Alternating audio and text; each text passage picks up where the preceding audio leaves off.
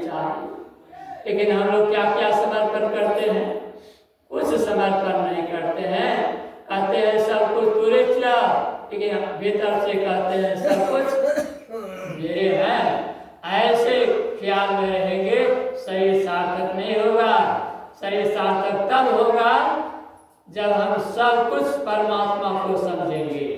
सब पदार्थ परमात्मा का ही है, ऐसा समझेंगे ना। ऐसा समझेंगे तो कब? जब सत्य सदरूप के शरण में जाकर के सतयुक्ति लेकर के साधन भजन करेंगे ना, तब मोह फट जाएगा संसार से। तब हम समझेंगे क्या कि हम नौकर हैं। धनी मानी व्यक्ति नौकर रखते हैं ना, और धनी मानी व्यक्ति के दरवाजे पर बैल अगर रहता है, बैल बीमार होता है तो मालिक चिंता से ग्रस्त हो जाते हैं। लेकिन उसी दरवाजे पर नौकर जो रहता है, बैल की सेवा करता है, सब काम करता है, लेकिन नौकर को चिंता नहीं। क्यों? कि नौकर समझता है बैल मेरा नहीं है, ये बैल मालिक का है। नौकर समझता है, इसलिए नौकर को चिंता नहीं होती है और मालिक को चिंता। हम लोग चिंता में रात दिन जलते रहते। क्यों जलते हैं रात दिन? इसलिए हम अपने आप को मालिक समझते हैं कि हम मालिक हैं। लेकिन जो इस बात को समझ गए वो अपने आप को मालिक नहीं समझ रहे, वो समझ रहे हम नौकर है, परमात्मा के नौकर। ये सब कुछ परमात्मा का है, हम परमात्मा के नौकर हैं, उनकी सेवा कर रहे हैं। भक्ति का सात्विक अर्थ होता है सेवा, और सेवा से सद्गुण आते जिससे जीवन सुखमय होता। और जिसमें सेवा भाव नहीं, शाही सुख से कहाँ होगा? हमारे मास्टर साहब बहुत मार्गेबल बात बताए हैं कि माता पिता की सेवा कीजिए। 7 गुरु है संसार में, इस 7 गुरु की जब तक सेवा नहीं करेंगे परमात्मा प्रसन्न नहीं होंगे, परमात्मा अपने गोद में नहीं बैठाएंगे। तब प्रथम गुरु कौन है? माता पिता।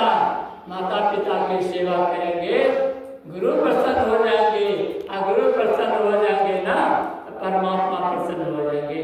परमात्मा प्रसन्न हो जाएंगे तो परमात्मा हमको दोनों हाथ से पकड़ कर अपनी गोद में बैठा लेंगे। परमात्मा का 2 हाथ कौन पर बिंदु और नाद, ये दोनों को पकड़ लेंगे तो परमात्मा की गोद में जाकर के बैठ जाएंगे। इस काम को करने के लिए गुरु महाराज जी पदावली में लिख दिए हैं, जो निज घट रस्सा हो अपने को 5 पाप से हरदम को बचाओ। हाय को झूठ रसा है दोसर, तेसर नारी करके हो, चौथी चोरी पंचम हिंसा, दिल से न अलगा हो। मैं ही सहज इनसे वतन चलो, तो गुरुपद टहन कमाओ। अगर 5 पाप से बचने की चाहते हैं तो गुरु का जो आदेश है, गुरु का जो निर्देश है, उस गुरु के आदेश और निर्देश में रहेंगे, 5 पाप से बच करके रहेंगे। और गुरु के आदेश निर्देश में नहीं रहेंगे, गुरु से अलग रहेंगे। गुरु महाराज ने कहा, संत महापुरुष ने कहा, गुरु श्री रीते उतरे शब्द में होना हो, ताको काल घसीटिए राख सके नहीं को। इसलिए गुरु की शरण में रहना चाहिए। मैं एक व्याख्यान सुना रहा हूँ, उसके बाद वक्त में बयान कर दूंगा। तब आज रविवार है, भगवान का पाठ होगा। वेद व्यास जी महाराज ग्रंथ रचे, उस ग्रंथ में एक जगह लिखे, बलवती इंद्रिय ग्रामो विद्वान सरस्वती, और उनका शिष्य का नाम था जैमिनी।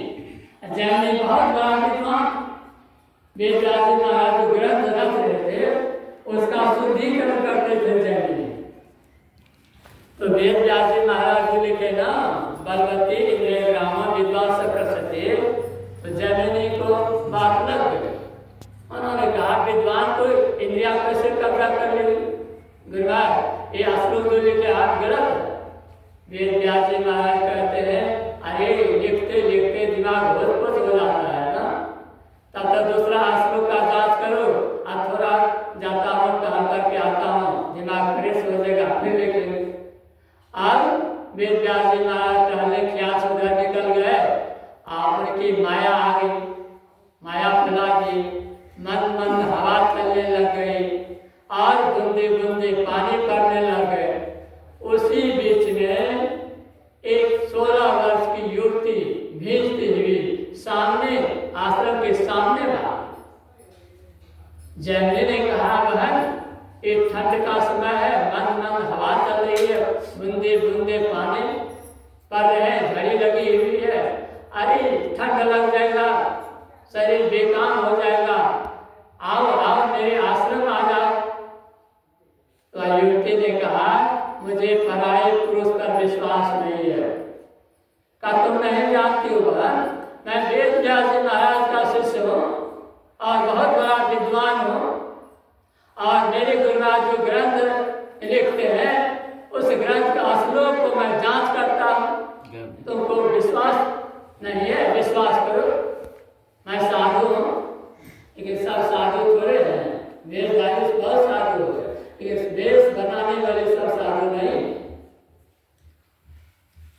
तो जैमिनी के बहुत आग्रह पर बहन आ गई आश्रम आ गए। तो जैमिनी फाटक को खोला, कहा, बहन इसी कमरा में रहो, अंदर से बंद कर दो, आप कोई खोलने के लिए कहे तो खोलना नहीं है बहन।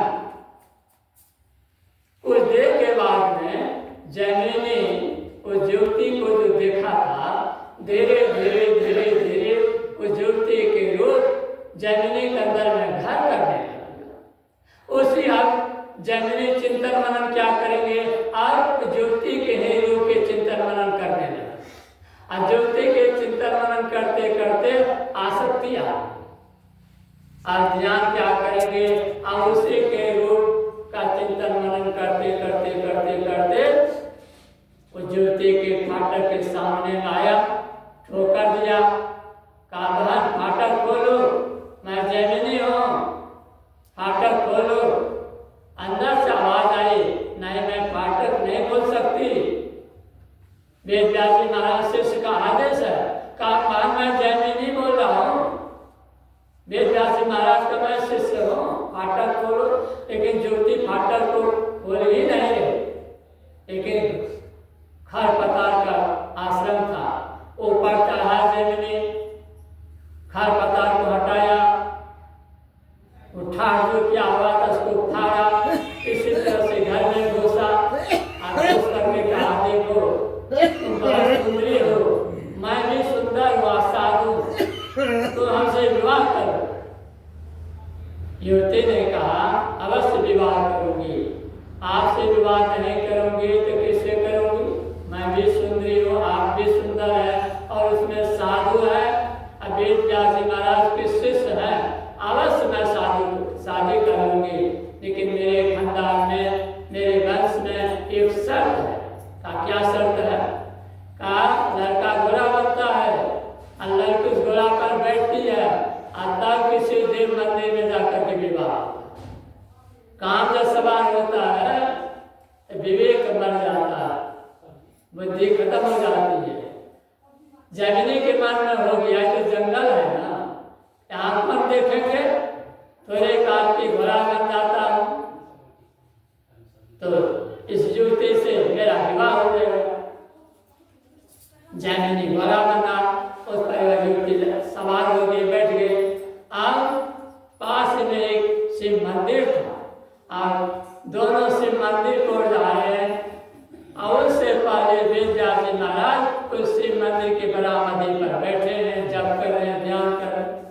ये दोनों जब पहुंचते हैं तो वेद व्यास जी महाराज कहते, जैमिनी असलो गलत था कि सही था, आप जैमिनी को काटो तो खून नहीं, अब तो पानी पानी जैमिनी हो गया।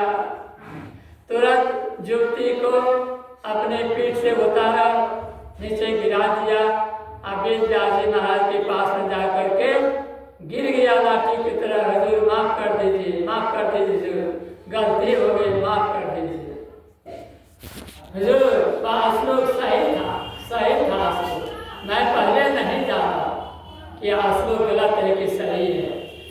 संत महापुरुष जो सिद्ध होते हैं